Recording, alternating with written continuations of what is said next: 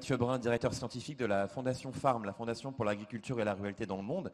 Je vais avoir le plaisir de présenter et de modérer cette table ronde avec des éminents experts et spécialistes du sujet qui porte sur les systèmes agricoles et alimentaires durables. Alors il y a bien une concession, Monsieur le Premier ministre, à laquelle il ne faut pas céder non plus, c'est se nourrir, et si possible 3 fois par jour. Vous l'avez rappelé, l'actualité en ce moment avec ce qui se passe en Ukraine et en mer Noire met les marchés agricoles et alimentaires sous le feu de la hausse des prix, avec le risque que vous avez souligné de potentielles crises alimentaires, de crise des prix alimentaires et d'inflation alimentaire. Cette actualité géopolitique, elle s'inscrit bien sûr dans un contexte où les systèmes alimentaires sont en profonde recomposition et les acteurs tels que le Fonds de dotation Pierre Castel et d'autres accompagnent ces transformations vers la durabilité des systèmes alimentaires. Alors vous avez encore une fois donné la parole à un universitaire qui va commencer par donner une définition de ce que sont les systèmes alimentaires pour qu'on soit tous d'accord et qu'on sente tous aussi la complexité qu'auront mes camarades à traiter ce sujet en moins de 50 minutes, puisque les systèmes alimentaires, ce sont tous ces acteurs, l'ensemble des acteurs qui participent avec leur organisation à produire et à consommer la nourriture quotidienne.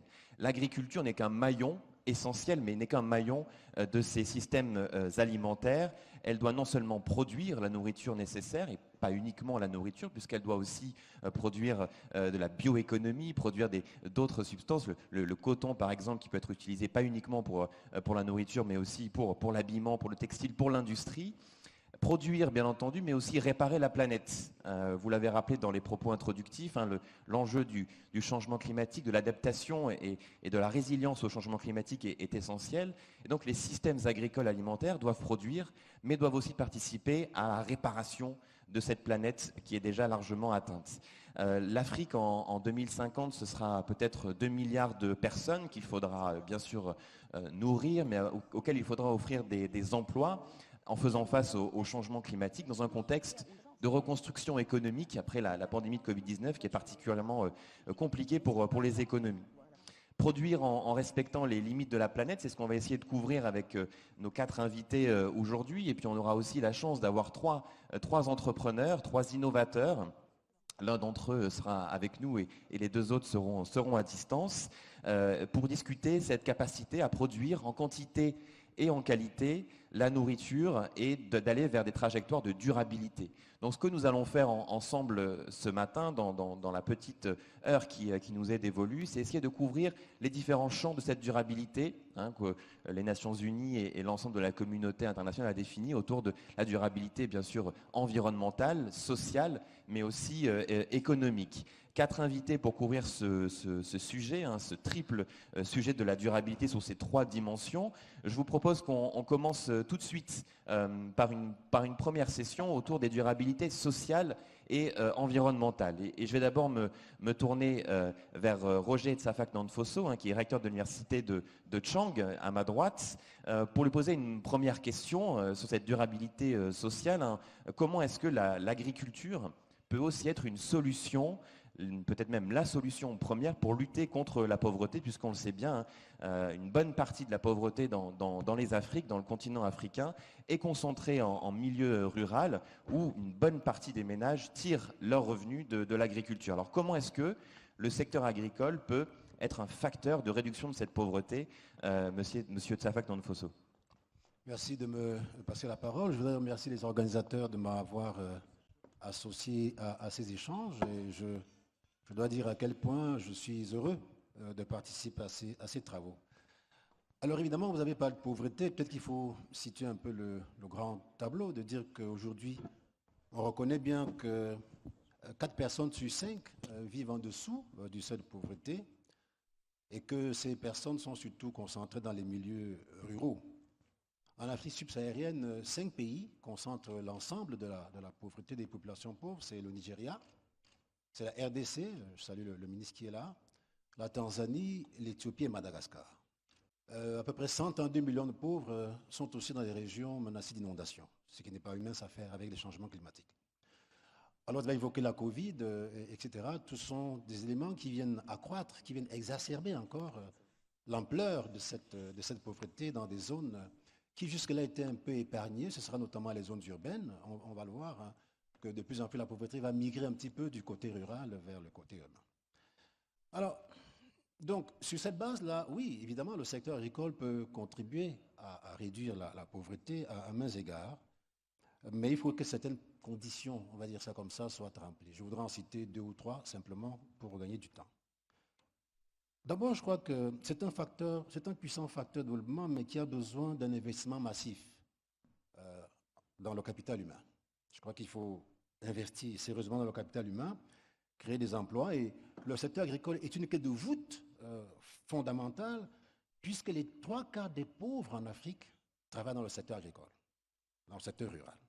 Donc, en remontant les filières à partir de la ruralité, il y a de fortes chances que l'outil agricole soit un puissant facteur, voire un vecteur de réduction de la pauvreté. Au Rwanda, par exemple, hein, on a estimé que l'expansion de la production agricole a contribué à réduire la pauvreté de 35%. C'est quand même des éléments extrêmement probants sur lesquels on peut s'appuyer.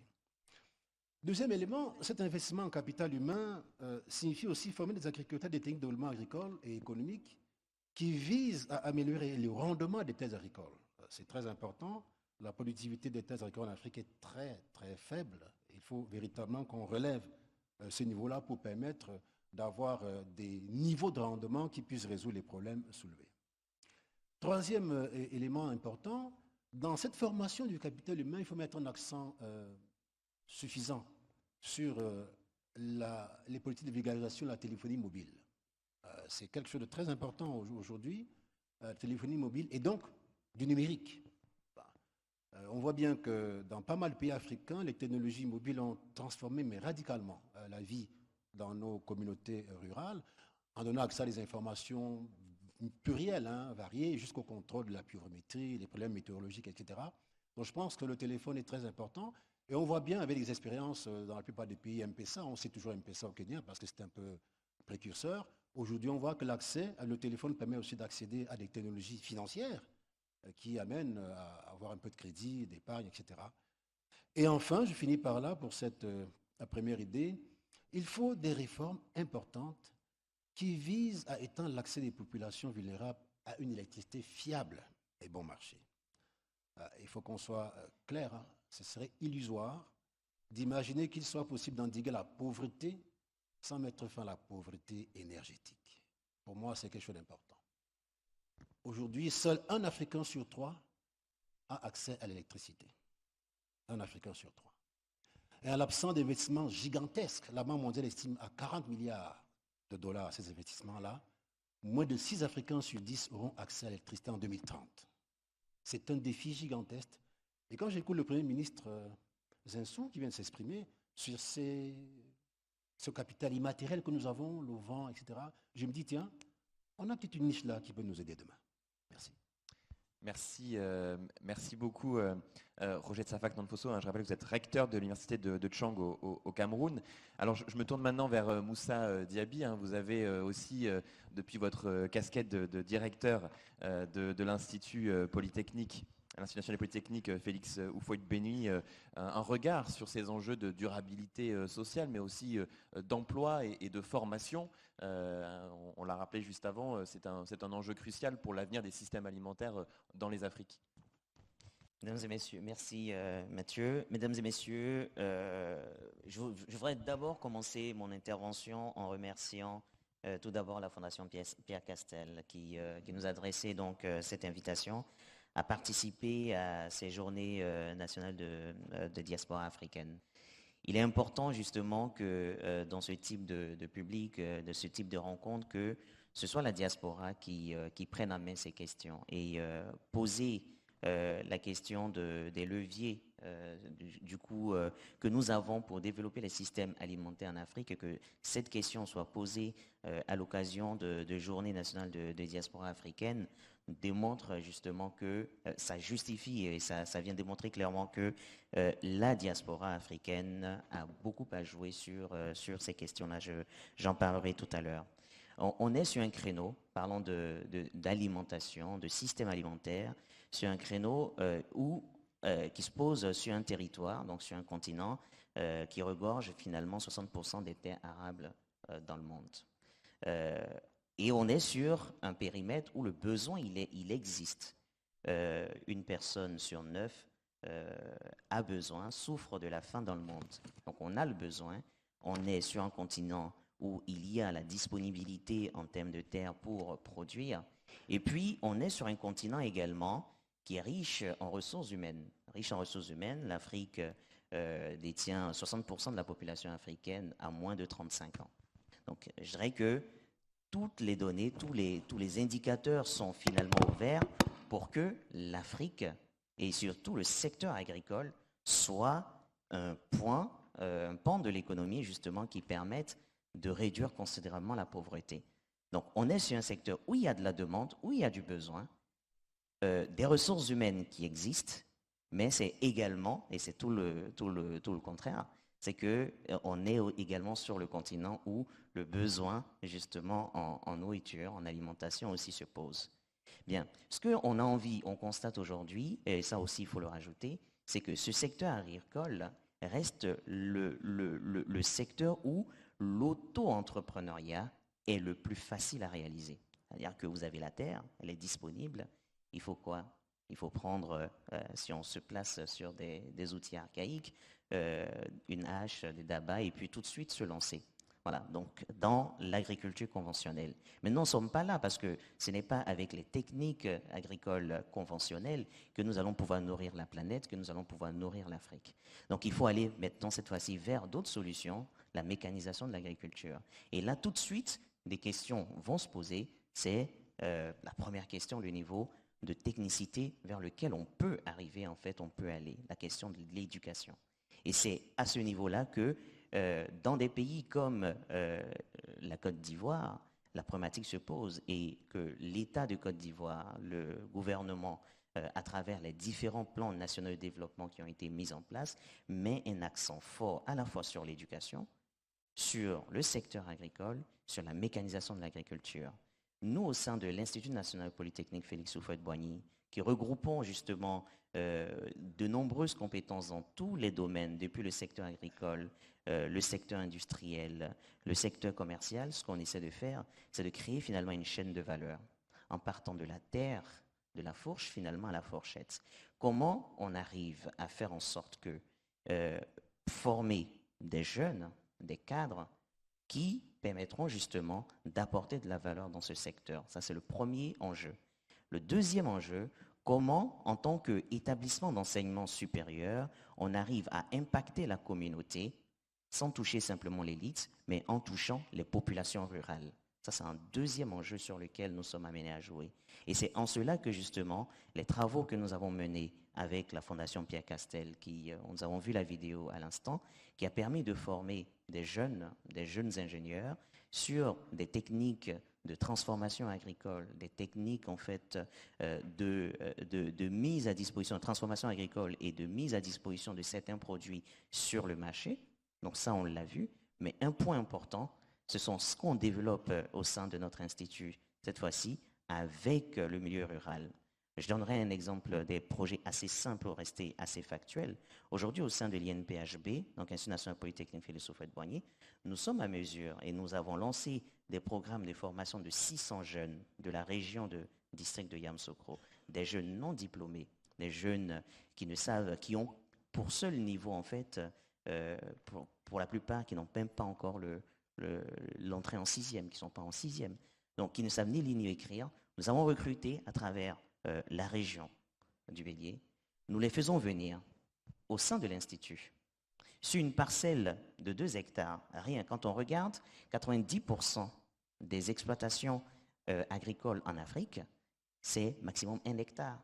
Donc nous avons 2 hectares et sur 2 hectares, ce qu'on arrive à produire, on arrive à prendre ces jeunes-là, qu'on met sur 2 hectares, qu'on divise en différentes parcelles, sous-parcelles, pour leur apprendre certaines techniques agricoles, avec par exemple des techniques d'irrigation, au goutte à goutte, où on arrive à faire de la production en contre-saison, de façon justement à pouvoir produire. Nous prenons ces jeunes, nous les mettons sur la terre, qui ne connaissent pas les techniques nouvelles d'agriculture, on leur apprend. à cultiver, à sortir de la tomate, de la salade et tout ce qu'on peut avoir au quotidien pour son alimentation. Et on va plus loin. On leur apprend le modèle économique à mettre derrière. Comment on arrive justement à commercialiser cela? Comment on arrive à calculer les intrants et puis à fixer des coûts de vente? Et on va jusqu'au bout de la chaîne, on leur apprend à commercialiser cela. Comment on arrive à mettre sur le marché? Et puis, on essaie de développer avec des distributeurs, des structures, des entreprises de la grande distribution, la possibilité de placer ces différents produits avec des jeunes qui ne savent ni lire ni écrire. Aujourd'hui, on a un programme qui a touché 600 jeunes. 600 jeunes, et parmi eux, quand ils retournent de ces séances de formation, ils ont la qualification et la connaissance des nouvelles techniques d'agriculture et surtout la connaissance de comment on peut industrialiser, on peut arriver à distribuer cela et puis à générer des revenus. Voici un peu des programmes assez simples sur lesquels on travaille aujourd'hui au sein de l'Institut pour apporter de la valeur. Un point important, et ça c'est aussi la problématique qu'on a dans nos États, c'est une fois qu'on fait cette production, c'est la conservation. Et sur la conservation, nous constatons qu'il y a un marché important à ce niveau-là. Ce marché important, ça va être quoi? Et c'est pour pouvoir justement répondre à cette problématique, nous avons développé au sein de l'Institut, toujours avec des jeunes, des techniques en fait de conservation de différents aliments pour pouvoir permettre justement d'augmenter la durabilité de ce qui est produit. C'est un peu un certain nombre d'éléments sur lesquels on est amené à jouer et je pense qu'on pourra rentrer un peu plus dans les détails sur les différentes séquences qui vont venir. Merci beaucoup Moussa Diaby, effectivement, et puis les exemples qui seront très illustrants des jeunes entrepreneurs récompensés par le Fonds Pierre Castel vont aller dans ce sens-là aussi, et ceux qui l'ont été l'année dernière le démontrent également. Alors je retiens de ces premiers échanges quelques mots-clés, bien sûr l'importance de la formation, pour cette jeunesse dans les Afriques. L'importance aussi du numérique et de la digitalisation, hein, comme vous l'avez rappelé.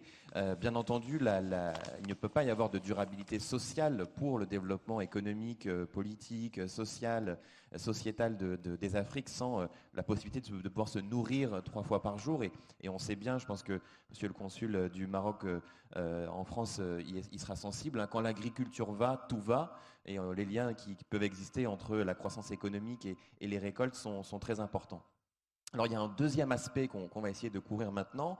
Ça a été déjà rappelé dans les propos introductifs de leurs excellences en début de matinée, hein, l'importance de la biodiversité aussi, des enjeux de protection de cette biodiversité.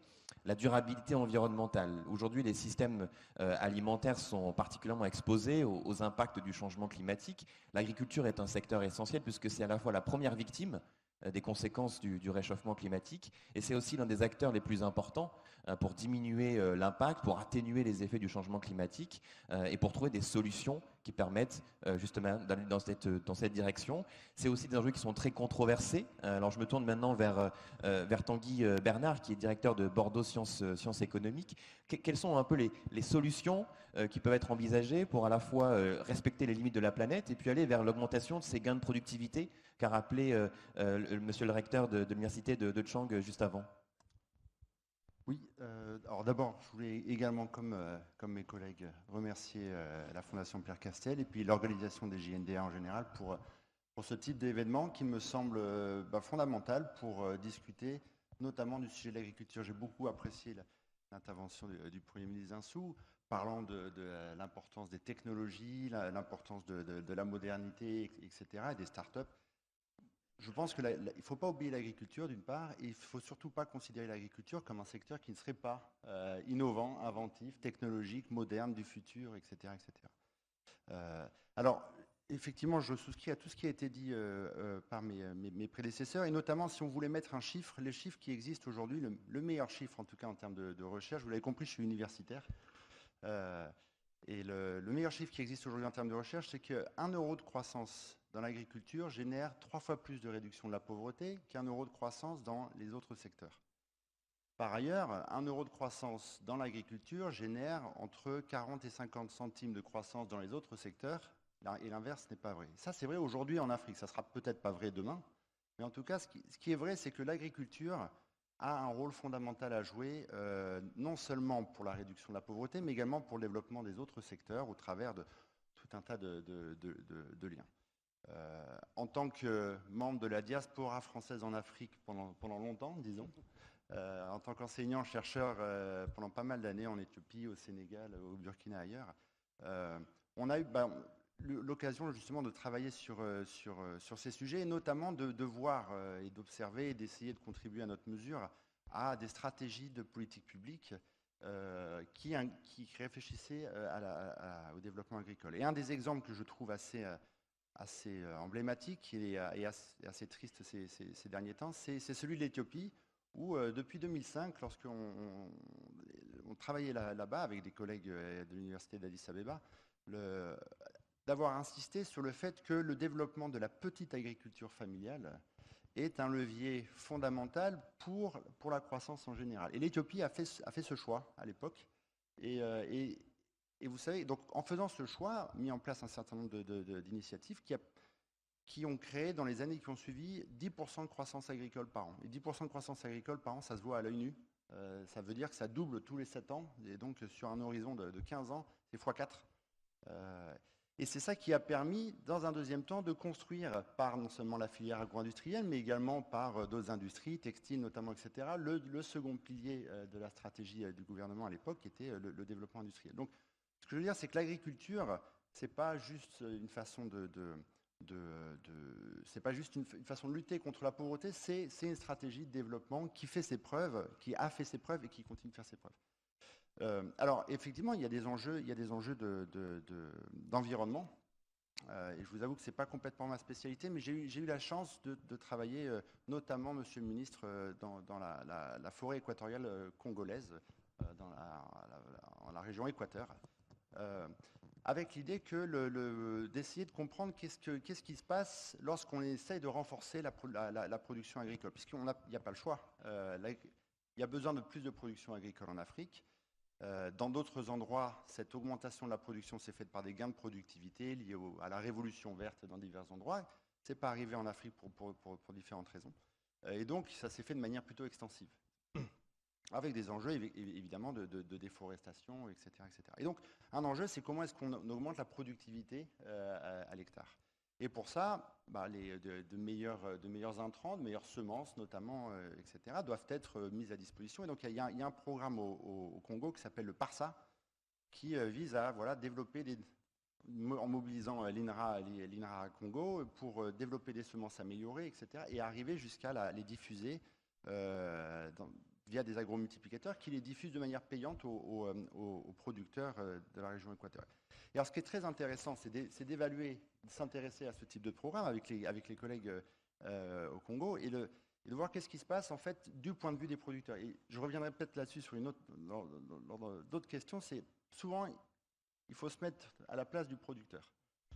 Et ça explique beaucoup parfois l'échec de certaines politiques publiques. Et donc là, qu'est-ce qui se passe? C'est que vous vendez des semences améliorées qui ont des gains de productivité importants, à condition qu'elles soient mises dans des sols, qu'elles aient accès à de l'azote, en fait. Et l'azote, soit vous l'amenez de manière extérieure, soit par des engrais, soit parce que vous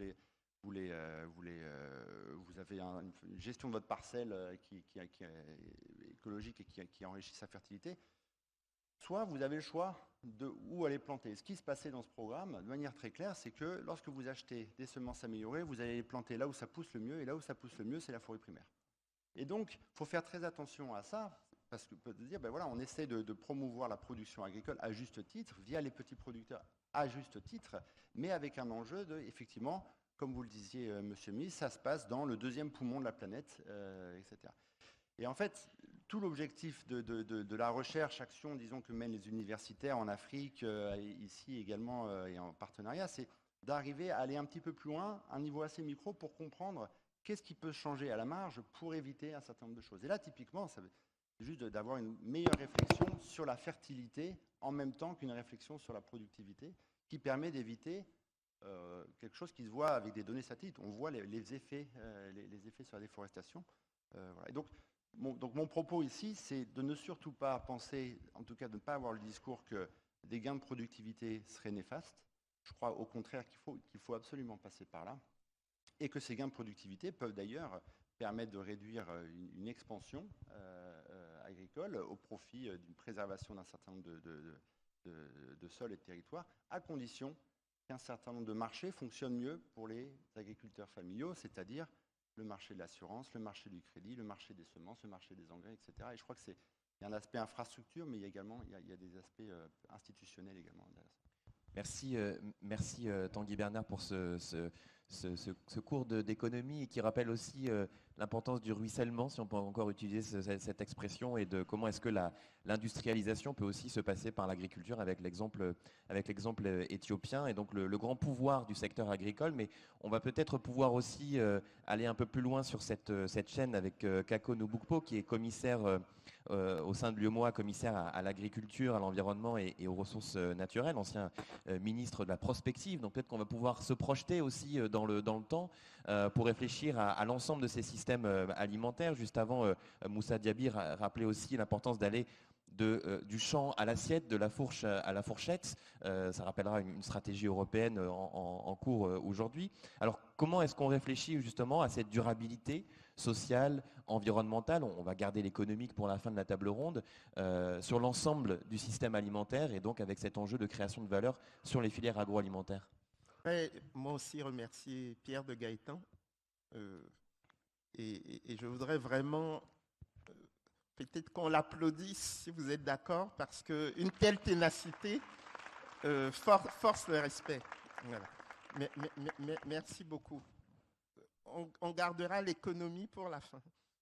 Mais peut-être donner 3 illustrations par rapport à l'enjeu de durabilité de nos systèmes alimentaires. La première illustration, c'est toute la question liée aux médicaments vétérinaires. Vous savez, comme l'a dit Mathieu, je suis commissaire à l'Union économique et monétaire ouest-africaine, chargé de l'agriculture, des ressources en eau et de l'environnement. Et j'ai au sein de mon département une direction du médicament vétérinaire. Et j'avoue que quand j'ai pris mes fonctions, c'était une direction qui me paraissait un peu mystérieuse. Mais très vite, j'ai compris que c'était la direction phare du département. Pourquoi ? Parce qu'au fond, il circule énormément de faux médicaments vétérinaires dans l'espace ouest africain. Et ce qui se passe, c'est que quand les animaux ingurgitent ces faux médicaments vétérinaires, ils se retrouvent après dans nos assiettes. Et donc, cette question du One Health, c'est une question fondamentale. Et donc, l'UEMOA a le monopole de l'homologation des médicaments vétérinaires en Afrique de l'Ouest. Et tout ce qui est lié à la pharmacovigilance, donc le suivi de l'impact de ces médicaments sur les animaux, mais aussi sur la santé humaine. C'est quelque chose qui est fondamental et qui nécessite que nos pouvoirs publics mettent tout l'accent pour surveiller cette santé animale qui a un impact sur la santé humaine. Je pense que c'est fondamental. Une deuxième illustration, c'est la question de l'eau, la disponibilité de l'eau. C'est très difficile de faire de l'intensification agroécologique si on n'a pas la maîtrise de l'eau. Et nous, à l'UEMOA, on a développé ces dernières années à peu près 3500 forages dans le milieu rural, mais aussi dans le milieu urbain, au niveau des ceintures des villes. On développe de plus en plus des aménagements hydrauliques multi-usages, avec des bassins de rétention, avec des mini-châteaux d'eau. Et parce que nous pensons, et la crise de Covid l'a montré, que les circuits courts sont l'avenir, au fond, de notre agriculture. Tout ce qui est agriculture périurbaine, c'est quelque chose de fondamental. Et puis, troisième et dernière illustration, Monsieur le Premier ministre Lionel Zinsou en a parlé ce matin, Tanguy Bernard aussi est revenu là-dessus. C'est tout ce qui se passe dans le domaine de la biodiversité des aires protégées. Nous, en Afrique de l'Ouest, nous avons un réservoir inouï de biodiversité Mais avec deux principes, nous pouvons développer cela. C'est d'une part la préservation et d'autre part la valorisation. Pourquoi j'en parle? Parce que nous avons beaucoup de populations qui sont dans les aires protégées ou qui sont à côté de ces aires protégées. Et nous devons les accompagner pour développer des filières vertes autour du miel, du karité. Et puis dans les mangroves, par exemple dans les îles du Siné Saloum, toute la chaîne autour des huîtres développée par les femmes. Et c'est un enjeu fondamental. Pourquoi? Parce que nous sommes pris en étau à l'heure actuelle en Afrique de l'Ouest. C'est-à-dire que le changement climatique, en particulier le réchauffement climatique, fait que les populations migrent vers le sud, vers les forêts humides et les mangroves. Mais de l'autre côté, pour moi qui suis d'un pays côtier, le Togo, on voit très bien l'érosion côtière. Une ville comme Lomé perd 5 à 10 mètres chaque année du fait de la montée de l'océan sur les terres. Ce qui fait que les populations ont tendance à aller vers l'intérieur. Okay? Une ville comme Lomé, la capitale du Togo, c'est 10% de la superficie du Togo, mais c'est 40% de la population togolaise. Donc, si vous avez d'un côté des populations sahéliennes qui tendent à descendre vers les forêts humides et les populations côtières qui tendent à monter, eh bien, vous avez un étau. Et c'est pour cela que la question écologique pour nous, ce n'est absolument pas du luxe, c'est l'urgence. J'ai écrit un ouvrage il y a quelques années intitulé « L'urgence africaine ». Eh bien là, c'est une illustration d'une urgence africaine.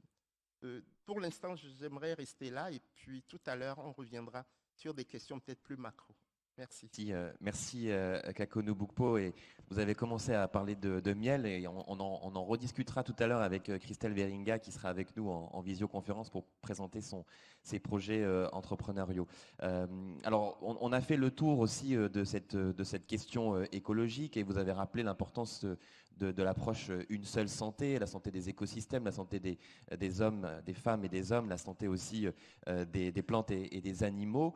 Alors maintenant, il y a une durabilité qui est essentielle parce que derrière l'activité de production, l'activité de transformation, il y a des modèles d'entreprise, il y a de la rentabilité à trouver, de la pérennité économique. Et puis il y a un enjeu qui est sur toutes les lèvres depuis ce matin, c'est bien celui de l'investissement, de la gestion du risque pour des agriculteurs et des agricultrices qui doivent, eux, le plus souvent porter ce risque dans les systèmes agricoles et agroalimentaires dans les Afriques. Le développement des villes, hein, vous avez rappelé avec l'exemple de Lomé, est absolument énorme. On a de plus en plus de mégalopoles, voire même parfois de monstropoles qui grossissent et qui grignotent aussi les terres agricoles.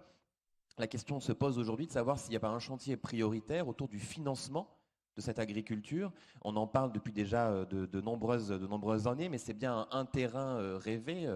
Monsieur le Premier ministre cherchait et énonçait ces terrains rêvés du financement. L'agriculture en est un, Tanguy Bernard l'a rappelé tout à l'heure. Peut-être qu'on peut chacun votre tour essayer de discuter cet enjeu de durabilité économique des systèmes agricoles et agroalimentaires en parlant d'enjeux liés à la structuration des filières également, à la création de valeur. Peut-être aurons-nous l'occasion de discuter aussi des chaînes de valeur locales, régionales et internationales, puisque les productions africaines s'insèrent dans des chaînes de valeur mondiales.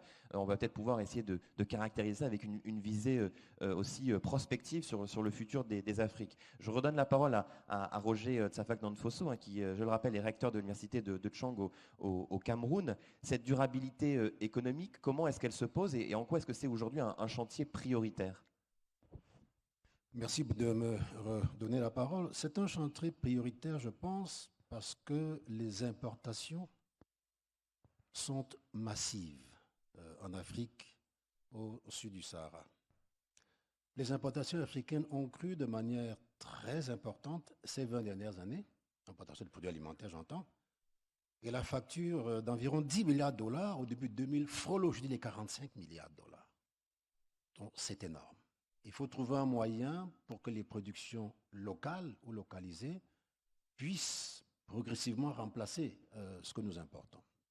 On m'a parlé de l'enjeu de l'augmentation de la productivité, c'est un enjeu évident, mais il faut que cette augmentation de la productivité s'accompagne de beaucoup de transformations.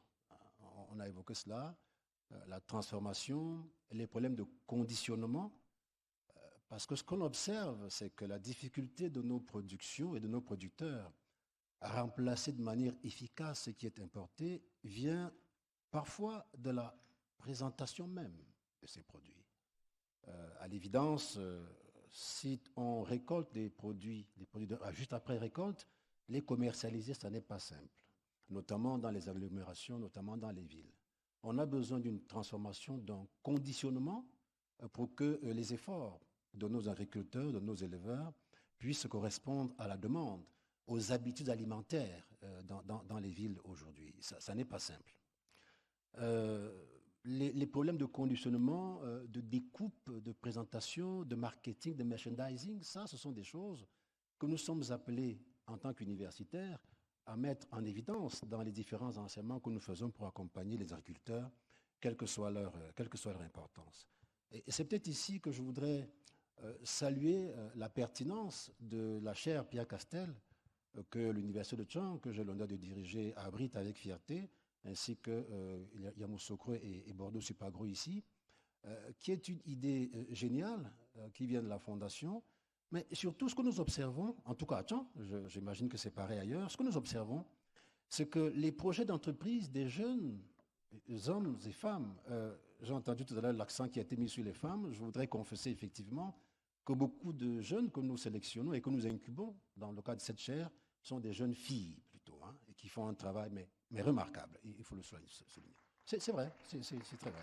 J'imagine que ça va être pareil à Moussokro aussi, ouais, qui font un travail remarquable. Alors, ce qu'on observe, c'est que la problématique de la transformation et du conditionnement des produits est vraiment une problématique en vigueur chez ces jeunes-là.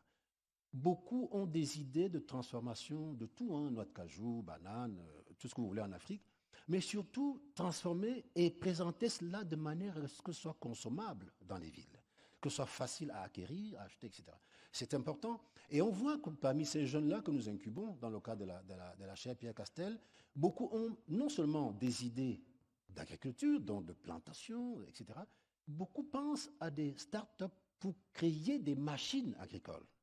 Et ça, c'est un tournant important. L'idée, ce n'est plus de voir comment on va importer des machines agricoles d'Europe et aujourd'hui de Chine notamment, ou de Turquie, mais c'est de voir comment, à l'intérieur de nos pays, avec le matériau qui existe, notamment dans le secteur informel, comment les jeunes filles, comment les jeunes hommes que nous incubons peuvent s'emparer de ce matériau-là de manière extrêmement basique, mais produire une décortiqueuse de maïs, une essoreuse de ceci, vraiment des choses très très simples, mais qui sont d'une redoutable efficacité en termes d'augmentation des rendements et en termes d'augmentation de la productivité. Donc, je voudrais saluer le travail de la chaire Pierre Castel que nous faisons, qui permet donc à ces jeunes-là d'adresser ces problématiques de manière très claire. Un autre point important, c'est la question des pertes post-récolte. Alors, en Afrique, c'est un enjeu majeur. Vous avez des familles, des agriculteurs qui arrivent à faire un travail formidable, mais on ne peut rien faire avec, parce qu'il y a des difficultés en termes d'infrastructures d'écoulement, de transformation, je l'ai dit, de modification, etc., et qui font que finalement les pertes post-récolte sont énormes en Afrique, et ça crée de gros problèmes dans la manière dont on peut promouvoir le développement. Il faut donc des politiques de réduction de ces pertes post-récolte de manière forte. On a pris l'exemple du riz. Récemment, nous avons étudié la question du riz et on a évalué que l'usage des machines appropriées pour son usinage pouvait réduire complètement les pertes enregistrées dans les rizières en Afrique, dans tout le continent, en Afrique subsaharienne, et faire gagner à peu près 410 millions de dollars par an. C'est quand même énorme, rien que les pertes post-agricoles. Donc là, on a un enjeu qui nous interpelle tous pour faire en sorte que nous nous y mettions afin de favoriser ce qui peut être fait dans ce sens-là. Enfin, je voudrais terminer en disant que, et ça, je crois que M. Tanguy l'a évoqué, la nature de l'activité agricole expose nos producteurs à des risques importants. On a des risques d'inondation, des risques climatiques, risques d'épidémie, etc. Dans nos pays, on a par exemple vu que l'apparition de la grippe aviaire et de la peste porcine a été quelque chose d'extraordinaire, qui a vraiment décimé des cheptels entiers et qui a encore appauvri ces populations-là de manière forte. Je pense que là, on a besoin que les jeunes soient protégés. Et donc, on met en place, je ne sais pas comment, de manière, dans le secteur privé comme dans le secteur public, des mécanismes d'assurance pour ces jeunes-là, dans ce domaine-là, pour éviter que le fait de devenir mototaxi soit une alternative pour eux, quoi. On en a un peu marre en Afrique de voir nos jeunes parfois bien formés qui rentrent dans ce secteur-là parce que peut-être l'alternative du secteur agricole n'a pas été bien prise en charge en matière de risques qu'ils courent et de protection qu'on va leur donner. Merci. Merci beaucoup. Il est intéressant de noter que les enjeux de renouvellement des générations en agriculture dans les Afriques se posent dans des termes assez similaires, en tout cas avec des défis similaires sur les pays européens. Professeur, vous avez fait une transition parfaite pour ensuite donner la parole à Tanguy Bernard, qui a travaillé, vous avez travaillé sur l'enjeu de l'accès pour les petits producteurs à des marchés rémunérateurs. Est-ce que justement dans cet enjeu de gestion des risques et de financement, quelles peuvent être les politiques à mettre en œuvre et quels peuvent être les accompagnements aussi du secteur privé dans cette direction? Oui, alors effectivement, on est dans une situation où il y a une sorte de déconnexion entre, d'une part, beaucoup de producteurs agricoles, et souvent sur des petites tailles d'exploitation, et d'autre part, une demande avec une demande urbaine, avec des classes moyennes qui augmentent et qui demandent des prix, mais également de la qualité. Et la question, c'est comment est-ce qu'on arrive à faire cette connexion? Alors, la première question, d'abord, c'est est-ce que le fait que l'agriculture soit des petites fermes est en soi souhaitable? Je pense qu'à terme, les choses vont évoluer, l'agriculture va se consolider, les fermes vont grandir, etc. Mais cette transformation qu'on a déjà vue, en tout cas dans la plupart des endroits, notamment en Europe, cette transformation, ce moment de transformation ne peut se faire dans les bonnes conditions que si la petite agriculture familiale gagne bien sa vie. Et c'est à cette condition que l'agriculture, on ne part pas de l'agriculture parce qu'on est dans une situation de pauvreté, on part de l'agriculture parce qu'on est dans une situation d'opportunité, etc. Donc, l'enjeu fondamental, c'est comment est-ce que les agriculteurs gagnent leur vie. Effectivement, très souvent, j'ai discuté avec des agronomes qui ont beaucoup contribué aux politiques agricoles en Afrique, des agronomes africains, qui me disaient que pour eux, je pense qu'il y avait un problème de conception, c'est que l'objectif d'un agriculteur, c'est pas de produire, l'objectif d'un agriculteur, c'est d'être en bonne santé, que ses enfants aillent à l'école, qu'il ait, comme nous, accès à une télé, etc., etc. Donc, c'est un enjeu de revenu. Et c'est très important parce que, encore une fois, si on considère que l'objectif, c'est de produire, on va définir des politiques agricoles qui ne servent qu'à produire et on oubliera comment est-ce que les agriculteurs vendent. Pourquoi est-ce que je dis ça? C'est parce que la vente, pour moi, est absolument déterminante pour la façon dont les agriculteurs, comme tout un chacun, vont réagir aux politiques publiques, etc. Notamment, si vous voulez vendre, et notamment si vous voulez investir pour faire de la meilleure qualité, il faut que vous obteniez un meilleur prix à cause de cette qualité. Sauf que on est dans un système où c'est énormément de petites exploitations familiales, et donc il y a besoin d'agrégation. Les coûts de la mesure de la qualité sont assez élevés. Aujourd'hui, si vous voulez tester pour l'aflatoxine dans l'arachide, c'est à peu près 10 € le test, quelle que soit la quantité. Si vous voulez tester pour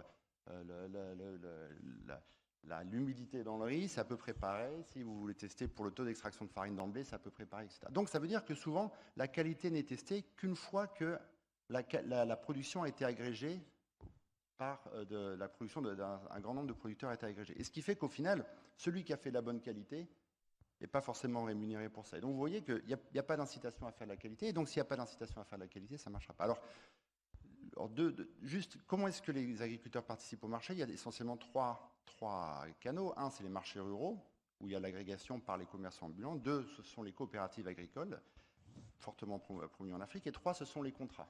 Et je crois que le secteur dont vous parlez, notamment qui est soutenu par la Fondation Castel, sur tous ces entrepreneurs qui sont ces milieux de chaîne de valeur, en fait, sont des agrégateurs qui favorisent la qualité et qui sont fondamentaux. Et alors je voudrais, si vous me permettez, juste donner un petit exemple concret du lien entre l'économie et l'agriculture sur ce problème-là. Pour ceux qui connaissent le Sénégal, j'imagine beaucoup d'entre vous, vous savez, tous les jours, dans toutes les cuisines de tous les ménages au Sénégal, il y a des oignons qui sont coupés et mangés. Ça, c'est un postulat de base, mais je crois qu'il sera partagé. Et alors, si vous êtes consommateur d'oignons au Sénégal, puisqu'il y a cette forte demande d'oignons, ça veut dire que le gouvernement sénégalais, à juste titre, depuis des années, promeut la production d'oignons au Sénégal. Vous avez les périmètres irrigués, des Niayes, de Peau d'Or, etc., etc. Mais aujourd'hui, qu'est-ce qui se passe si vous êtes habitant à Dakar, à Touba ou autre? La moitié de l'année, vous allez avoir des oignons de très très bonne qualité, pas chers, pas très chers, et qui sont importés de Hollande. Et puis l'autre moitié de l'année, disons entre 4 et 6 mois, ça dépend un petit peu de chaque année, il y a une restriction d'importation pour qu'on puisse écouler les oignons sénégalais. Pourquoi? Parce qu'on considère qu'ils ne seront pas compétitifs vis-à-vis des oignons, des oignons hollandais.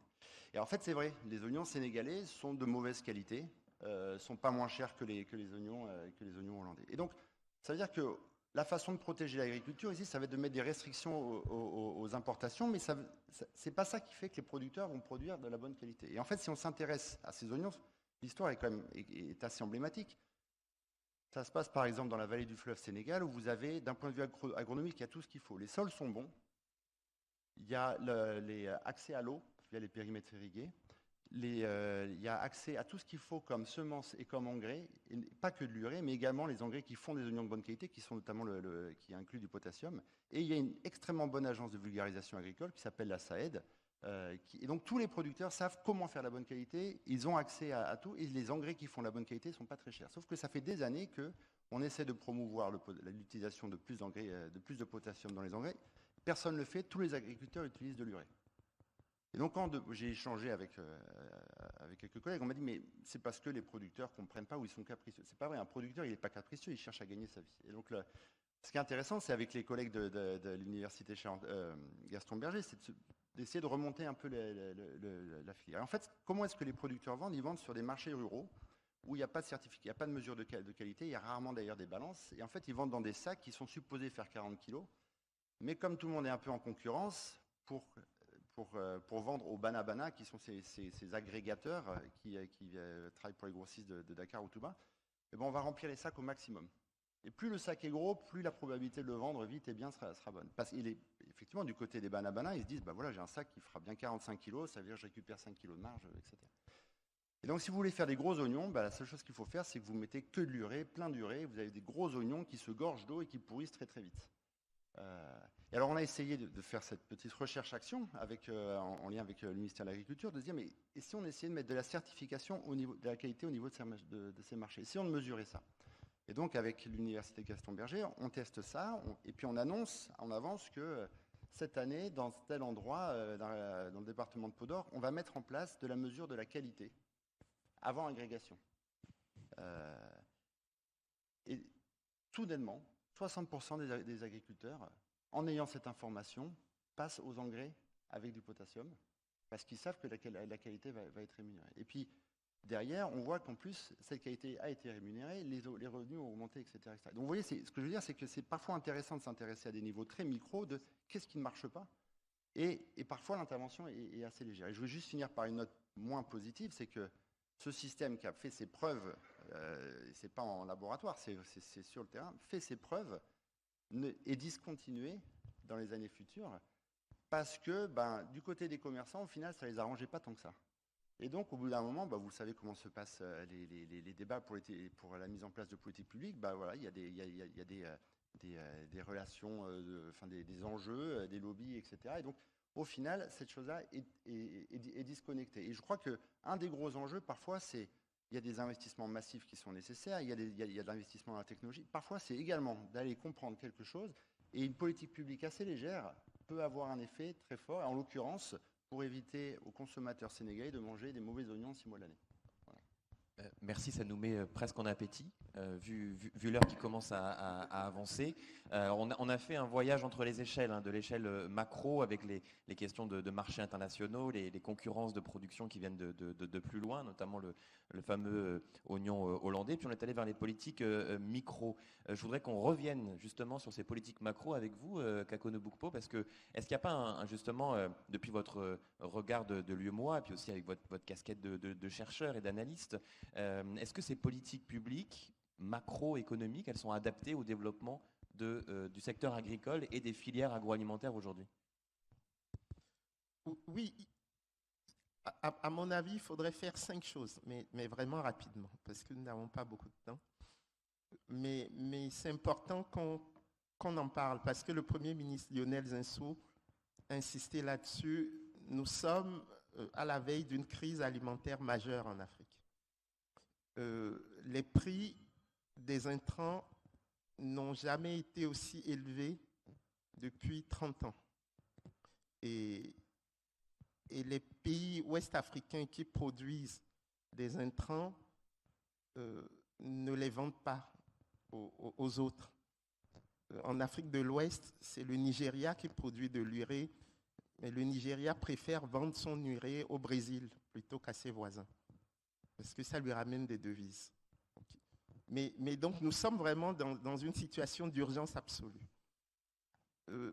Les 5 choses qu'il faut faire, parce que ce que nous pouvons tirer comme leçon de ce qui se passe aujourd'hui, c'est que nous devons absolument aller à la souveraineté alimentaire. La première chose à faire, on en a déjà parlé, c'est continuer à enrichir le référentiel technique. Monsieur Moussa Diaby en a parlé tout à l'heure. La hausse de la production en Afrique de l'Ouest, c'est plus le fait de l'extension des superficies que de la hausse des rendements. Moi, je suis un économiste coton. Il y a 60 ans, les rendements étaient d'1 tonne à l'hectare sur le coton.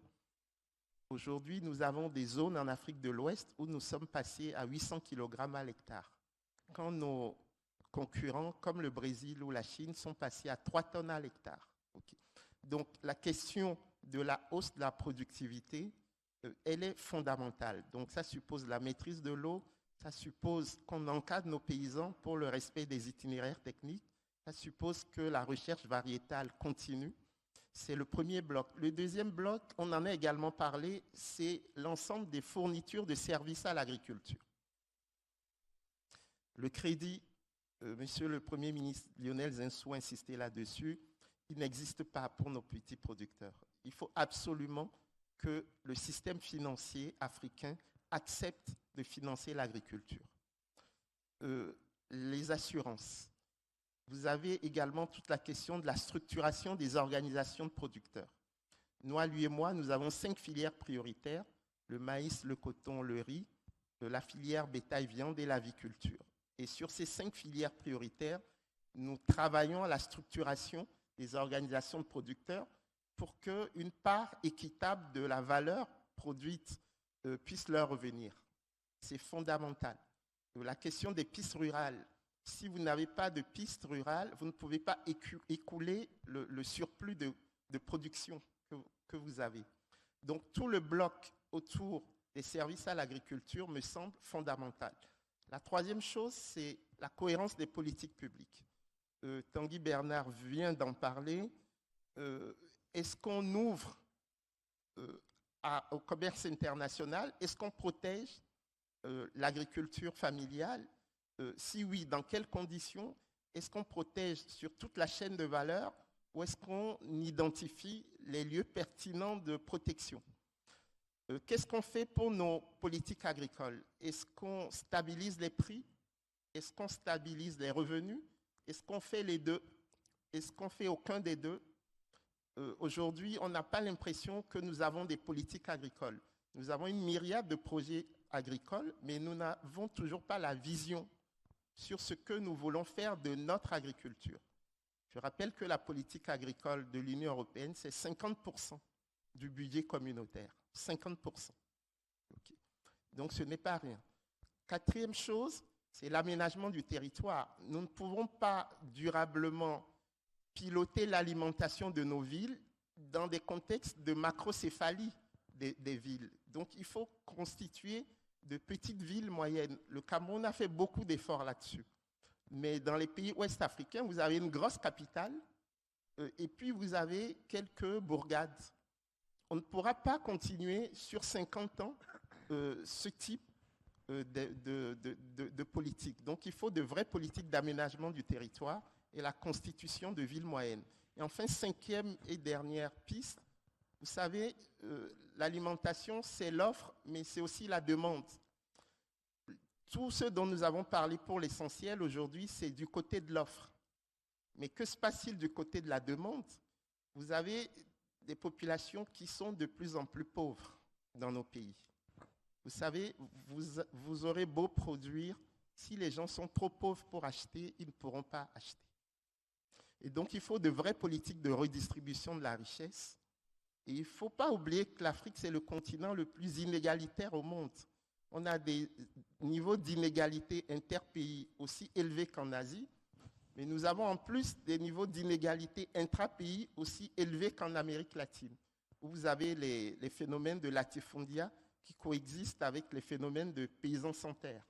Donc, ce 5e point me paraît fondamental, c'est la redistribution équitable des fruits de la croissance. Merci. Merci beaucoup.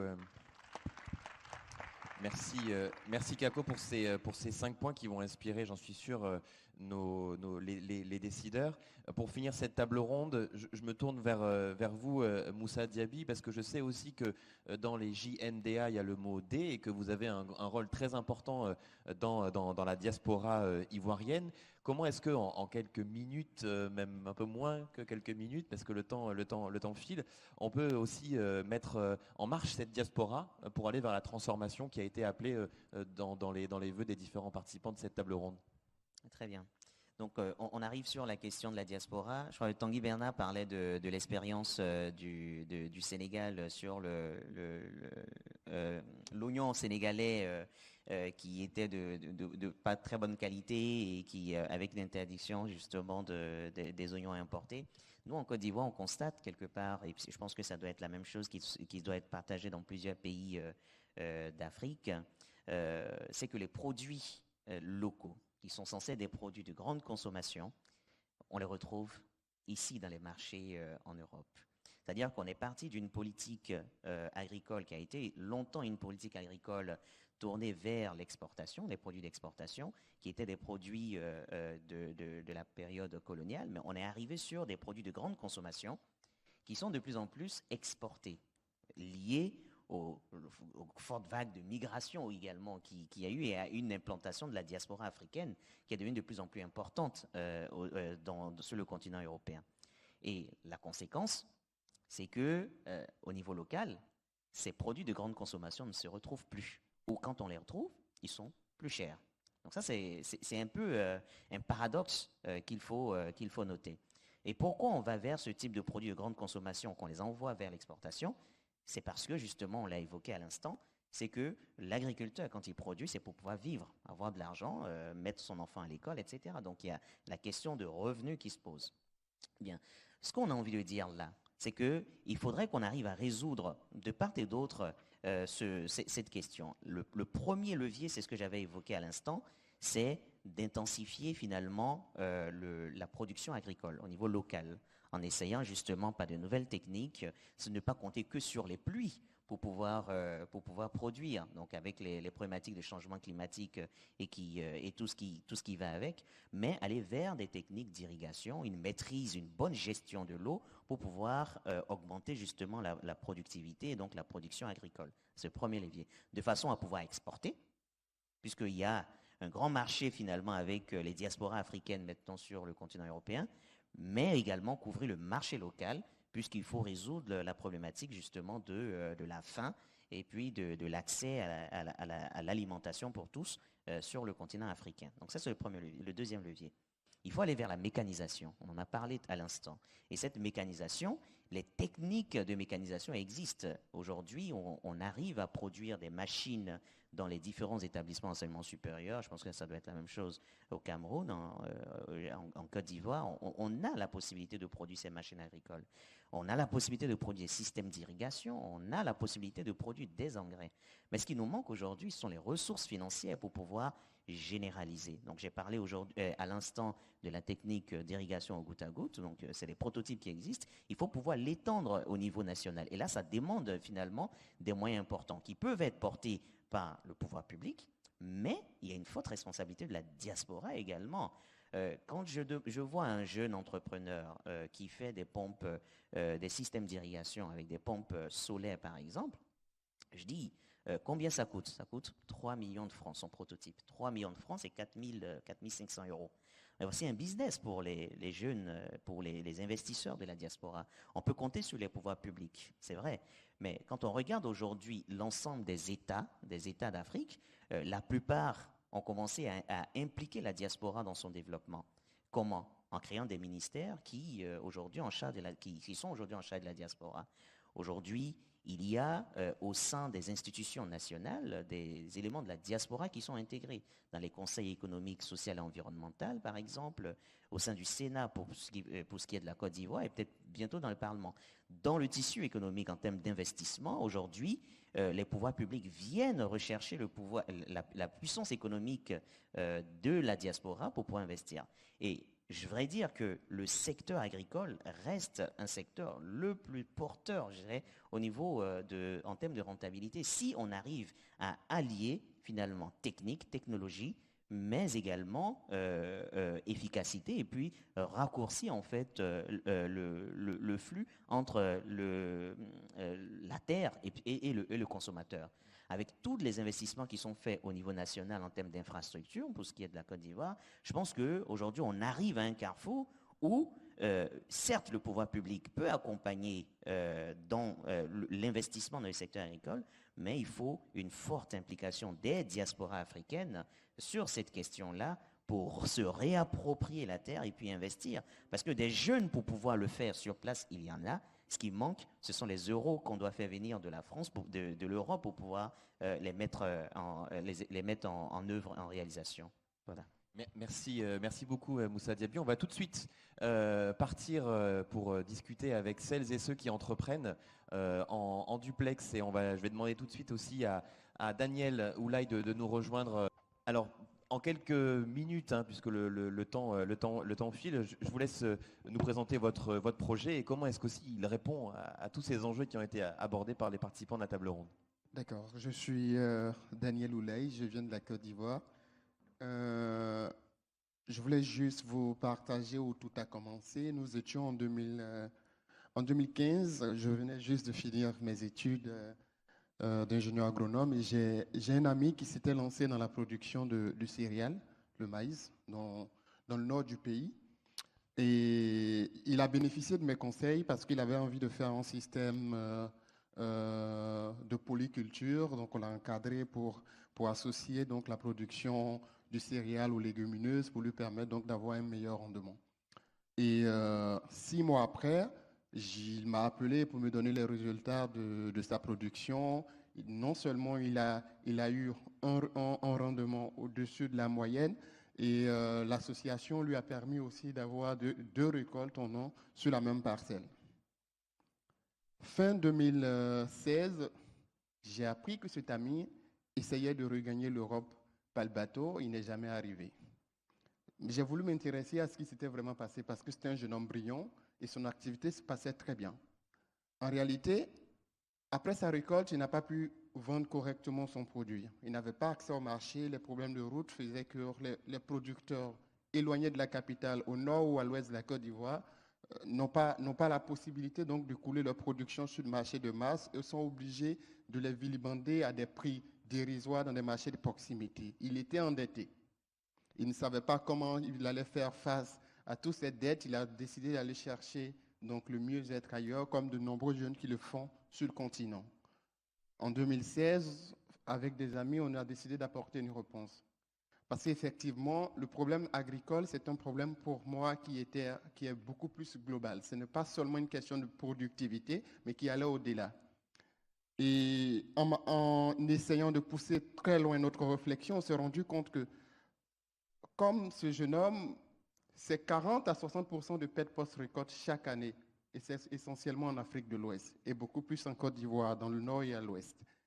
Au-delà de cela, on a, par exemple, dans l'élevage, une question de consanguinité très élevée qui fait que les éleveurs ne peuvent plus avoir le rendement escompté.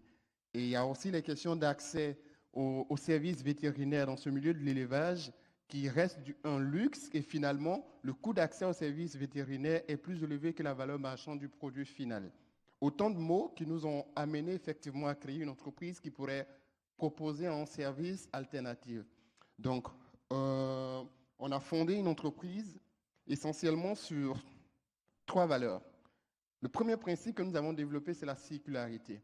Donc, passer d'un modèle de production agricole linéaire qui pour nous était appauvrissant vers un modèle circulaire qui pourrait créer de la valeur pour les agriculteurs. Qu'est-ce qu'on a fait? Dans nos zones de production, on a créé on a créé une synergie entre agriculture végétale et agriculture animale. Donc, en installant des moulins de proximité qui transforment des invendus de céréales en aliments pour le bétail. Et à côté, des unités de valorisation d'éjection animale pour faire des biofertilisants pour les céréaliers. La première des choses qu'on a constatées dans nos zones d'action, c'est qu'on a réduit des conflits entre les éleveurs et les producteurs de céréales qui persistaient beaucoup dans les zones de production rurale. Et par la suite, on a réduit le coût le coût de production d'élevage et amélioré les revenus des producteurs de céréales parce qu'on transformait tous les invendus dans nos moulins communautaires de proximité pour faire de l'aliment pour le bétail. La deuxième valeur sur laquelle nous avons construit notre entreprise, c'est la dimension de prédiction. Donc, aller vers une entreprise prédictive, une agriculture prédictive. Ce qu'on a fait, c'est qu'on a mis à disposition des agriculteurs, surtout dans la filière élevage, une application qui permettait non seulement de surveiller la traçabilité de la mobilité génétique entre les fermes pour éviter la consanguinité, mais aussi permettre aux éleveurs d'avoir un outil pour faire la composition de précision des aliments via leur smartphone et ensuite essayer de mettre en place ce que nous appelons la télémédecine vétérinaire pour démocratiser l'accès aux soins de santé vétérinaire pour les agriculteurs les plus éloignés, mais aussi les plus défavorisés. La troisième valeur sur laquelle nous avons construit l'entreprise, c'est la dimension sociale. Et qu'est-ce qu'on a fait? Déjà, c'est l'idée pour nous de sociabiliser l'entrepreneuriat dans la filière agricole, c'est le fait d'aller vers la réduction de la chaîne de distribution. Parce que finalement, en Afrique, la chaîne de distribution fait de telle sorte que l'agriculteur, qui est en fait le producteur, ne bénéficie pas de son activité. Et soit c'est les intermédiaires qui vivent beaucoup plus de façon décente de l'activité agricole. Donc, en réduisant la chaîne de distribution, en allant vers des circuits plus courts, vous permettez à l'agriculteur de vendre directement au consommateur et de pouvoir vivre de la rémunération juste de son activité. Donc, au niveau social, aujourd'hui, par exemple, dans la filière porcine en Côte d'Ivoire, c'est à près de 2000 jeunes à qui nous permettons de vivre décemment de leur activité à cause du système que nous avons mis en place. Et pour nous, la dernière valeur sur laquelle nous avons construit l'entreprise, c'est la dimension endogène. Donc aujourd'hui, on s'est rendu compte qu'effectivement, le savoir-faire endogène africain n'est pas suffisamment valorisé. Donc on essaie au niveau de l'entreprise d'arriver à décloisonner l'innovation scientifique, comme le disait le président, le directeur de l'INP, arriver à décloisonner l'innovation scientifique en essayant de rapprocher le savoir-faire endogène et l'approche scientifique donc donc aujourd'hui on a mis en place un Fab Lab agricole dans l'ouest du pays où on essaie de co-construire des modèles de développement ou des outils agricoles qui met donc en lien de jeunes chercheurs et des agriculteurs donc qui ont la pratique pour leur permettre donc de développer des solutions qui répondent effectivement aux besoins locaux et aux réalités locales. Donc au niveau et sur notre chemin, on a rencontré le Fonds Pierre Castel depuis 2018 qui a permis donc à ce projet qui a été en train de germer, de décoller, de pouvoir grandir et aujourd'hui contribuer donc à la croissance de nos filières et contribuer donc à la construction de l'avenir de l'activité agricole. Et comme vous l'avez dit, nous aussi nous croyons que la diaspora africaine peut contribuer donc à l'émergence de ces petites entreprises qui sont sur le continent parce que pour finir, je pense que comme vous et moi croyons et pensons qu'il y a beaucoup de difficultés sur le continent, pour moi les difficultés font germer des idées deviennent des entreprises et c'est des entreprises qui créent des temps faciles. Merci beaucoup Daniel et bravo à vous et à toutes vos équipes pour les projets que vous avez entrepris. Juste une question qu'on m'a glissée à l'oreille. Combien d'emplois est-ce que vous avez créés dans votre activité, d'emplois directs et peut-être aussi d'emplois D'accord. Donc aujourd'hui, la Grénothèque, c'est 16 employés.